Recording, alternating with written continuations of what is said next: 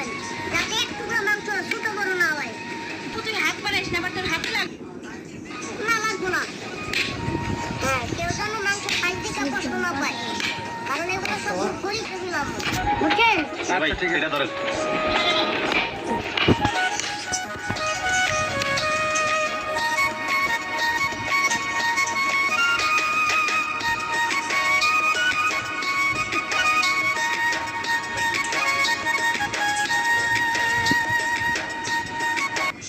বড় ভাই, কইতেছিলাম যে গরুর মাথা পায়া এগুলো কি করছো? এটা তো ঘরে রাখছি, পরে কাটছে না ভাই, যা ধরো ভাই। ছোট ভাই, তুমি কি পিস বেশি বড় বড় করে ফেলাইতেছো?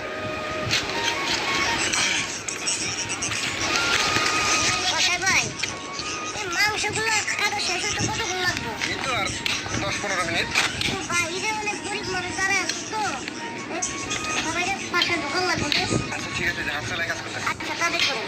আসতে কাটে, আবার আমার ছোট ভাইটার মুখে জানি আটকে কাজে লাগে। এটা আবার কাটাচ্ছি তো। অত ছোট ছোট করতে হইব না, যাও তো কি কুটি কুটি করতেছে। আমার অনেক পানির পিপাসা লাগছে, একটু পানি নিয়ে তো রুম থেকে। যাই খাই আয়। আরে না, আমি এনে কাটা দেখতেছি না, যাও হ্যাঁ, চলে যাবো। যায় না তোর লিগে পানিও নিয়ে আহে। এক কাজ করো, আসার সময় যে গেটটা খুলে দিও। গরিব মানুষ বাইরে দাঁড়িয়ে আছে তো, সবাই ভিতরে আবো। আচ্ছা ঠিক আছে। এটা পরে কাটো, এটা কাটো না আগে। এই কষাই ভাই, আপনারা যেভাবে করে ওইভাবে কাজল তো। এই কষাই ভাই, মানুষজন কিন্তু বাইরে দাঁড়ায় রয়েছে, আপনি কালার থেকে এটা শেষ দেন তো। আচ্ছা ভাই। সবাইকে তো বিলাই দিতে হবো। আরে দেখে কাট না ভাই।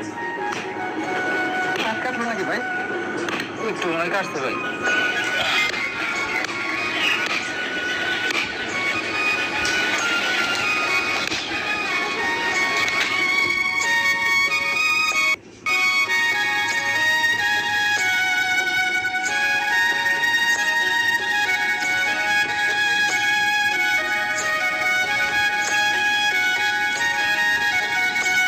চোখে গেছে নাকি?